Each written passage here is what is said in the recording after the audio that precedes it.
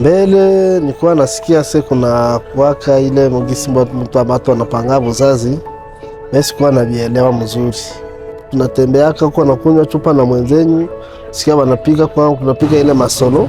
Ndio tukakuwa kuona papa moya akanielezea, akaniambia bibi yake alikamataka ile madawa akapanga buzazi na vikakuwa bien na hakuna problem. Akanionyesha hata mafaa ya kupanga buzazi. Ndio nikaona ni marimere za watu, nikaamua niende niambie bibi yangu naye abitie. Situgisa alikuwa anazoea fuatisha sana watoto parfois meme na maoperation. En tout cas depuis tunapanga buzazi tushona changement ya mingi sur le plan économique. Santé ya watoto inaanza jiameliore mzuri contrairement na zamani tulikuwa nasoma. Niko mama wa watoto 5. Nilikuwa nasikia wanasema ki mtu akipanga buzazi inatumaka mtu hata zala tena. Wala unakuwa nazala watoto biko na malformation. Ndio ilikuwa natuletea boga kupanga buzazi. Akaniinteresse juu kupanga buzazi ke ni mzuri, juu akanitosha kwanza ignorance. Kama mimi nazala silalaki.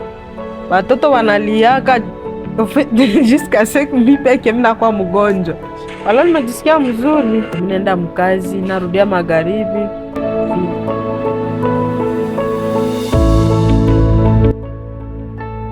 Couple moja ilikuyaka chaque jour kwa wanazalaka.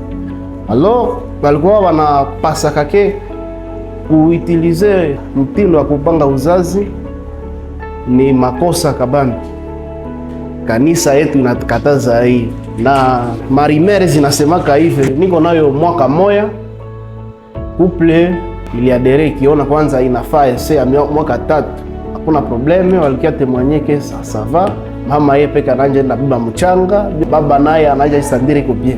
Mimi niliwaeleweshaka gizi vinakuwaka ina benefike mingi, inaipanua familia yao, anakuwa afya njema, watoto wanaendelesha masomo juu awazale tena mbio mbio. Kwa obstacle mingi c'est par rapport ile rimere ndio inaprime sana ku population. Alors que tukiepusha na rimere itafasilisha population yetu iweze kukomprendre planification familiale.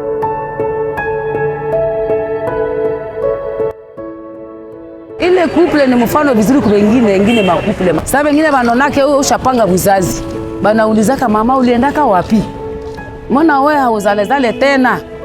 Unabambiaka mie nilienda kuopetale. Tuko kule na banganga yeye anatufundishaka kupanga uzazi. Mie ndaendelea tu kusensibiliser ma communauté na hiyo kitu vraiment isichoke. Tusonge tu mbele tukabaunga mkono anduka ma communauté zetu zita